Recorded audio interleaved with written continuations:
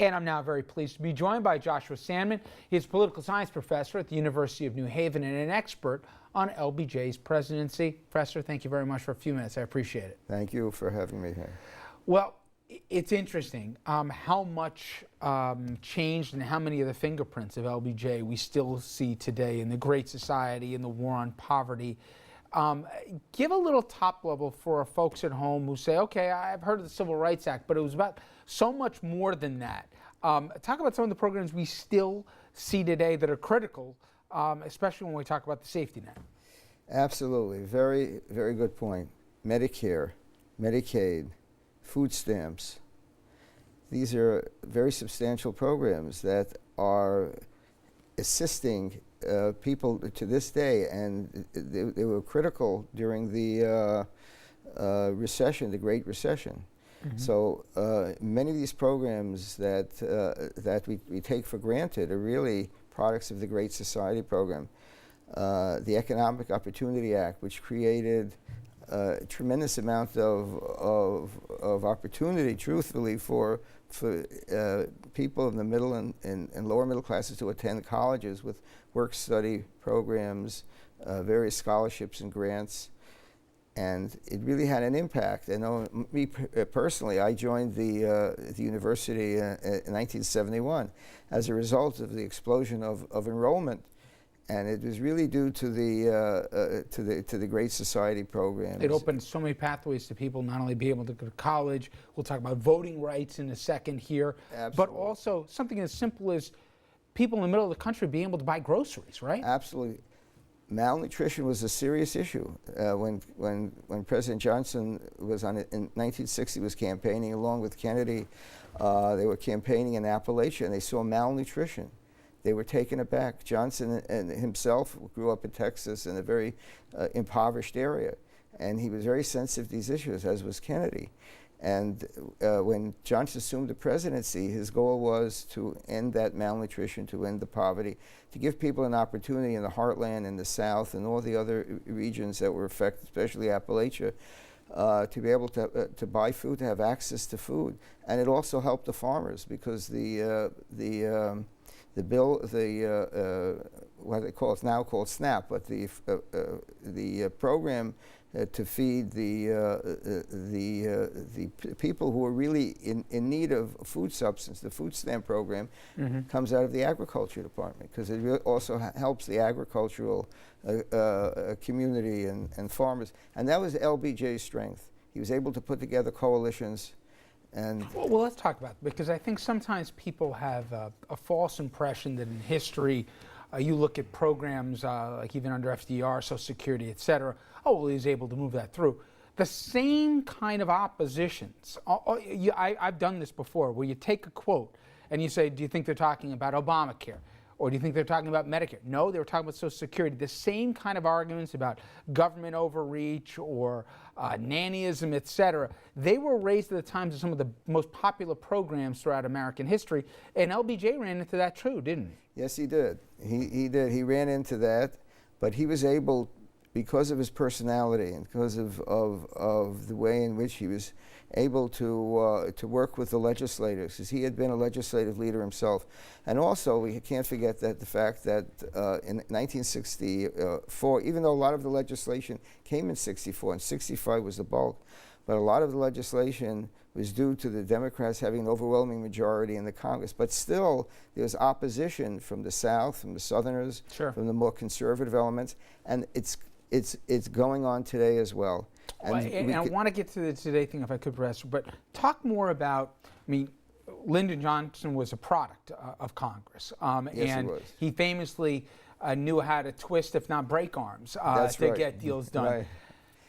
To that end, stylistically, and you're obviously a student of history, is it enough to say that we have such a polarized Congress today that things just can't be done? Or stylistically, do you have to be a commander-in-chief if you have hugely ambitious programs like reforming healthcare, as we've seen here recently, or certainly as it relates to the Great Society and the war on poverty the LBJ and predecessors fought? When people say nothing can get done, is that a little short-sighted because it depends on the person who's selling the message? Absolutely. It depends on the person. Johnson had an extraordinary talent. He was an agent of change president, along with FDR and Reagan. He was extremely effective. Massive amounts of legislation, 60 bills in education alone, from Head Start all the way to a postgraduate studies support. And he was extremely effective. It really is personality. But was it horse trading, or was it that he knew what the other guy, that there'd be a price if he crossed the president, because he never forgot? They never forgot. There was a price. There was absolutely a price. There was a combination of factors. There was coercion. He would coerce people. There was manipulation, as we discussed. Mm-hmm. And also there was a shameless pandering to them, sometimes to their bigotry and prejudice, in order to get the vote he wanted. And he was famous for that. He would tell them anything. He would coerce them. He would manipulate them just to get their support. And he didn't outsource it as much. He did it himself. He did it absolutely himself. He was the truly commander-in-chief of this project. He didn't outsource it to anyone. He had a unique ability to understand how to build a coalition, how to put together the votes he needed, and he did whatever he had to do. And that's why perhaps he's not as popular as some other presidents who were not as successful, mm-hmm. Because what he did doesn't go over well in the media. If I could give you a little anecdote. Sure. In the 60s, there was a popular cartoonist, Jules Feiffer, and he had this cartoon, one frame, Johnson is speaking of all the great things he's doing. I will end poverty. I will do this. And someone else said, how will you do this, Mr. Johnson? He said, I will wheel and deal. Hey, and it worked. It did work. It worked so well that we're still fighting it. But as you said, the conservatives are still attacking it today. The small government advocates are still attacking it today. Well, and I want to get to today in a second, but in terms of the man, we spoke recently to the documentarians behind the recent PBS special with the Freedom Riders. Right. And some of the audio tapes that were in there, they showed an LBJ that was far different from the let's say the signature signings to the legislation. Yes. How much of his fight for civil rights was a means to an end, and how much did he really believe in it? Because some of the language you got on tape wasn't exactly that of a bleeding heart. No, it wasn't, but that is part of his persona of pandering.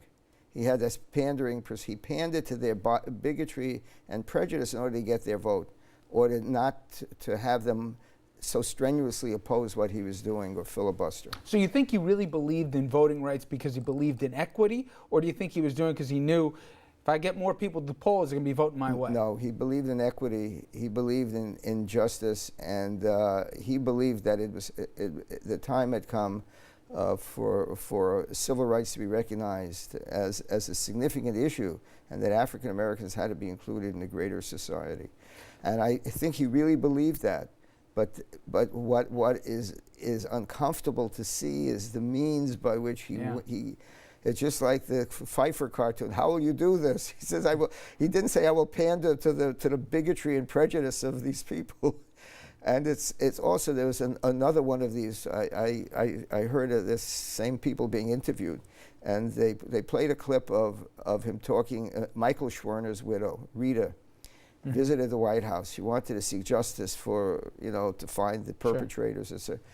So she meets with LBJ. LBJ calls up J. Edgar Hoover, and Hoover tells him, he tells J. Edgar that Rita Schwerner has visited me.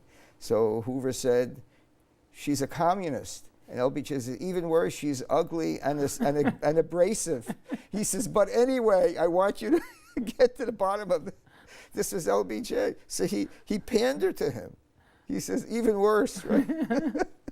Well, this was LBJ, but in the end, you see, he knew how to get around Hoover. But he also knew how to get a deal done, and I guess my question is, we obviously have a very polarizing climate right now, and somebody asked a question that at first I dismissed out of hand, but then I thought about it and I said, you know what? I don't know. Could civil rights, just the basic Voting Rights Act of 1964, pass today? Yes, with an effective president, with somebody with LBJ's personality and So you think determination. you'd really have to sell it to the other side, even today in 2014? Absolutely. And I don't think Obama has those qualities. But that's a frightening testament that you have to actually sell to let every American have a right to vote in this country. Right. You have to sell it you have to sell it to, not so much to the public, but to the opposition.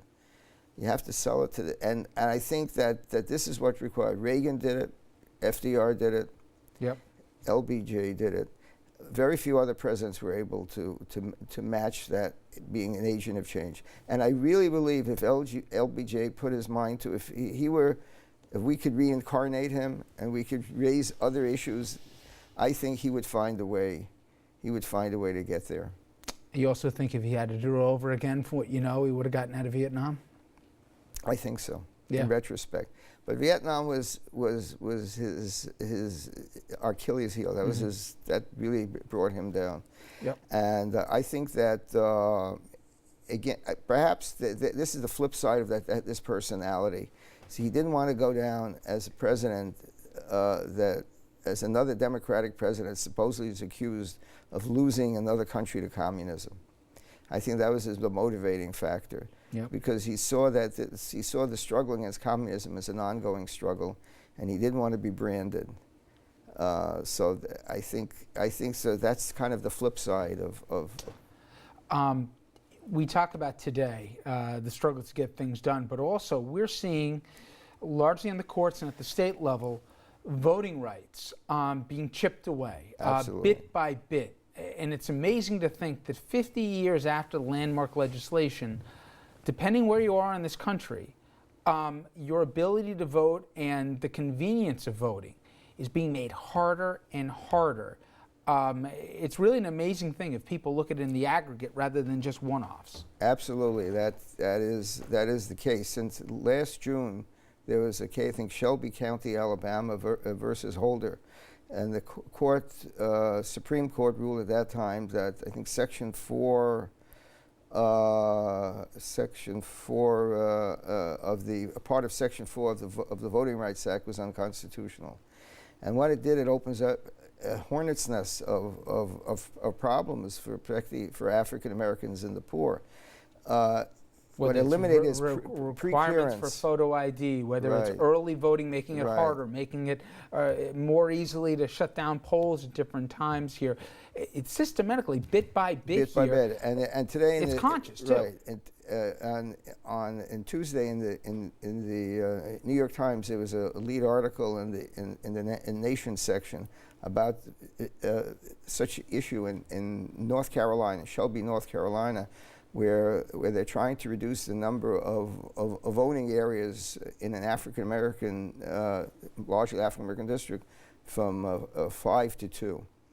And there's objection to that. And before that, that county needed pre-clearance. There were 9 states and several counties that needed what's called pre-clearance from the federal government. Once the Supreme Court said it's unconstitutional, then obviously, like you said, all these things came about. And also the voter ID. These are all ways to try to limit the amount of Democratic African Americans to suppress the vote. And I think that, so it just shows you how still relevant LBJ's legislative record is, whether it's the struggle against food stamps, right? Remember, we just saw that a few months ago, this reduction in food stamps, which was a major, as you put it, at the outset, it was a major assistance to those who were struggling to feed their families because of the loss of jobs, et cetera, in the Great Recession. And maybe we end on this point, and I want to echo what you said earlier.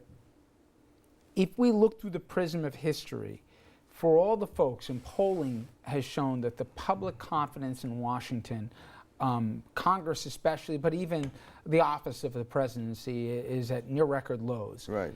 It doesn't have to be this way. As intractable as it is, we've seen this chapter before in American history. There is a way to break through it, isn't there? Yes, there is. There is a way to break through. And it all depends really on the ability of the president to become a one-of-us president. Reagan, after Carter, this was the problem, right? Remember the Malaise, the Carter Sure. years, right? Reagan comes in. Morning in America. Right. Reagan comes in. It's morning in America, right? It's a new morning in America. We're the city on the hill. He had an amazing ability. He was what we call a one-of-us president. He had ability to relate to everyone. And there's a famous quote of his. Someone asked him, why do people so much identify with him? He says, because I'm one of them. I've never separated myself from them. And that you need that type of president. You need that type of personality and leadership that would effectively do that. Or you need, or you also need an LBJ who can work around the legislative obstacles. You need an FDR who's an inspiring leader in the times of great stress, whether it's war or depression. And if you can do that, as we've seen with LBJ, though certainly not without warts, history judges him very well. And it does those who find a way around the intransigence that has come to define Washington. Absolutely. Professor, thank you so much. Thank you. Interesting date in history and interesting looking back. Thank you very much.